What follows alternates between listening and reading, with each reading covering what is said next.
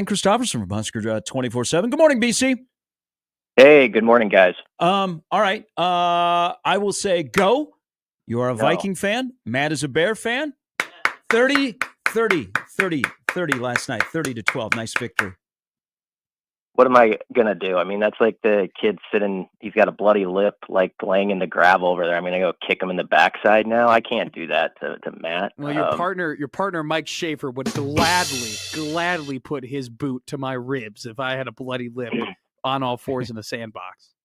I hung out with friends who are big Bears fans yesterday, so I'm feeling kind of charitable about things. I could see the sadness, but there's also like a little bit of hope. Like maybe get Ben Johnson. Maybe Ben Johnson changes everything. And so I was like, you know what? We got Kevin O'Connell, who's running the ship just like how you want it. You know, maybe the Bears find that guy next year. So I'm not going to get too cocky because things can flip in 8 months. You know, so I don't appreciate your pity, but it's okay. Thanks for not kicking me while I'm down. I should have just kicked you probably. Probably. I'd actually prefer you do. Than the fake. Yeah. Okay. I'll remember that next time. I appreciate it. I'm with you, BC. You got a head coach that's won 12 or more games in 2 of the last 3 years. You know, I mean, not bad. He's just got a temperament. Like I'm getting frustrated at the boys, you know, every week it's always a 3. Usually last night was an exception, but usually it's like a 3-point game and we're dropping an onside kick or something, and it always gets interesting. But Kevin's always got that steady hand where you're like, we're going to be all right. And so you got to find that guy. Everybody's looking for that guy. I think the Vikings are going to win big with him at some point. I will put that on the record. I think O'Connell is going to get us over the top at some point. So this is the discussion now that has entered in, and I think Sam Darnold's one of the top 10 bargains in the NFL this year. Do you keep him and JJ gets another redshirt year, or do you say you used us to make a lot of money and we're going to use you to get to the playoffs and we're going to move on? Like, do you want Sam Darnold as your starting quarterback next year? Yeah, I do. I think he's got a good connection with KOC, and I think O'Connell's bringing the best out of him, and I'd like to see him run it back. And there's no sure thing. I mean, I know they liked McCarthy, you know, through their draft studies, but you guys know how that goes. You pick someone, and it obviously Sam Darnold knows how that goes. I mean, it's been a journey for him, and so I'd rather go with the hot hand, but you know, a lot's will play out and be based off of you know, if the Vikings exit in the first round of the playoffs or if they're in the NFC Championship game or something like that. I think it depends on how far they go with what decision they might make. Yeah, I'm not calling Sam Darnold Brett Favre, but like JJ is 21. Like you could try and play out that, you know, 2-3 year SIP thing, and then he would benefit from it. And you know, he's the type of guy that would that definitely would get better. But I'll fire at you right now, Brian, with some Nebraska sports questions. I'm gonna give you a flashing one right off the bat. What's more likely? Because you're what I call a dual threat reporter. You do basketball and you do football. What's more likely? The Nebraska basketball team makes the NCAA tournament, or Nebraska football wins 8 or more games next year? Well,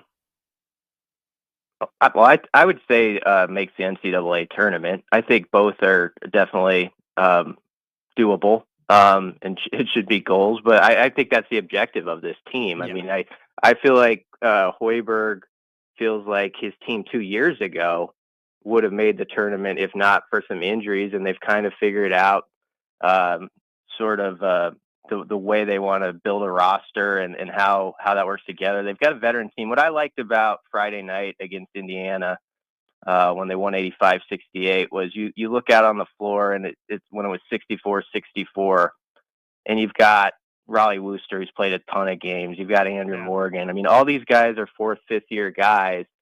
And sure, they've been at different levels or different spots, but that really matters when you've got that experience on the floor. And I think it can show as they go through league play. But no doubt, Friday was a huge game. Like before the season, it's like, okay, there's that St. Mary's Creighton stretch where it's like Nebraska's got to split that. And then there's that 2-game big stretch where you got to split between Michigan State and Indiana. They got that done. Now you got to go out to the island and not get distracted when they hand you the lay at the airport and all that stuff. And they got to, because they're the best team there. But it's an easy place where you could screw around and go 1-2 somehow. So you got to make sure you handle your business out there.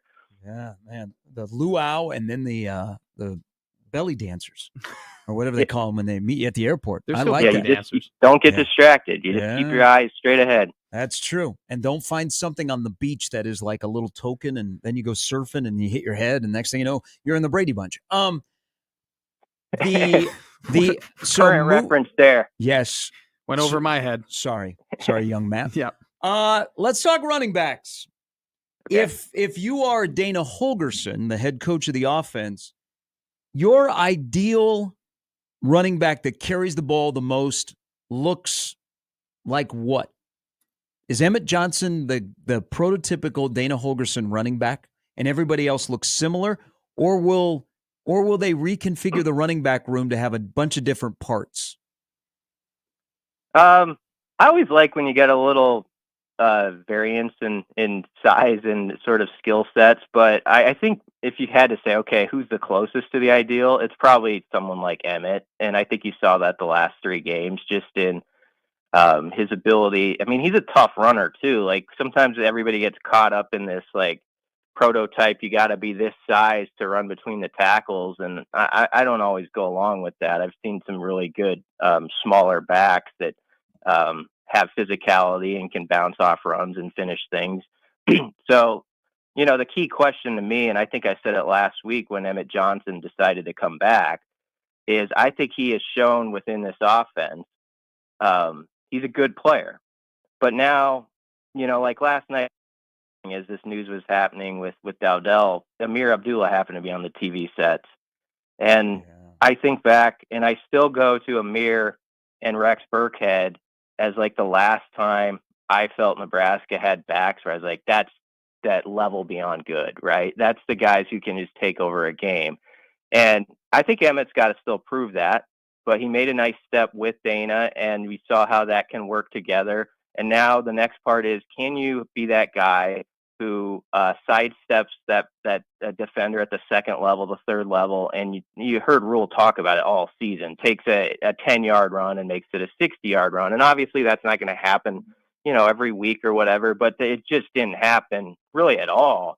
And so that's got to be the next thing, is that back who hits home runs on occasion and makes a play that maybe you don't even expect. Emmett showed glimpses of that, though. And so to your question, long answer long, I think Emmett's the closest thing because he can catch the ball and he can do all those various traits.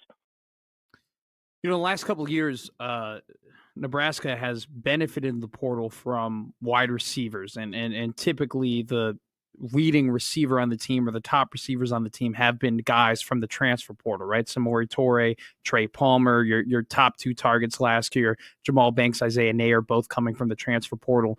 Right now, I mean, they're in contention for a couple of guys, but if you had to bet here, Brian, do you think that this year and this portal season that trend continues, or do you think that after all this high school recruiting that Nebraska is going to go more toward their guys who they've gotten from high school to be their top pass catchers?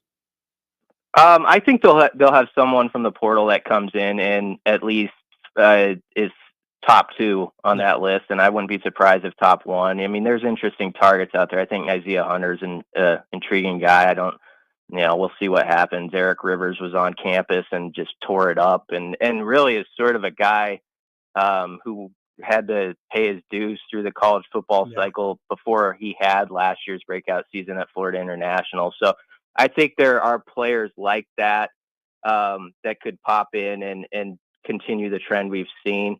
So I guess I would bet, if you said you have to pick one or the other, I'd probably bet on a transfer guy that's going to be really accomplished coming in and maybe still leading the way. But, with what Ja'Cory Barney did last year, and you think about also, guys, the yards that were taken away like early in the season with penalties. I mean, some of them were runs and might have counted toward rushing stats, but he probably had 100-some yards that were left off his stat sheet because of flags. So certainly you wouldn't be a fool to say Ja'Cory Barney could do it the way he has sort of that that dog mindset. And I would still remember this very fondly about Ja'Cory Barney. December of last year, I was doing an interview before he got on campus with him. And, I was almost trying to, within the interview, like calm it down a notch because he was so confident in what he was going to do and like how he was going to contribute right away.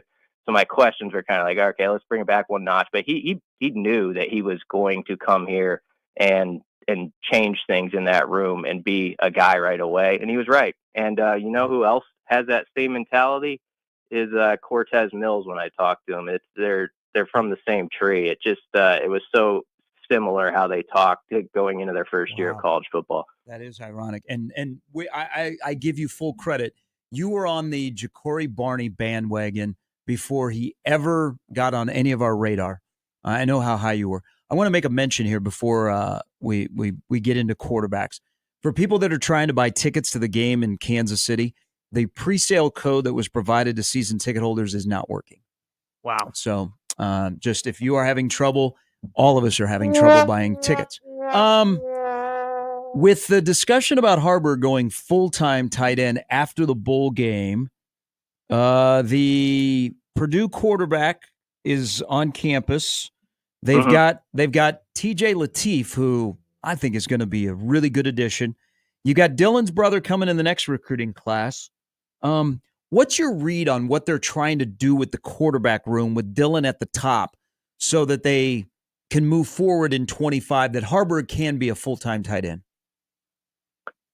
My read is right now, you just think about, this is how I would think about it. 25, just like find the guy you feel like can be the most solid second guy. Don't get so caught up in like what it's going to look like in 2027. You know what I mean? Like sometimes we play this game with quarterback where it's like, okay, this perfect scenario. We did this when Danny Kalen was here.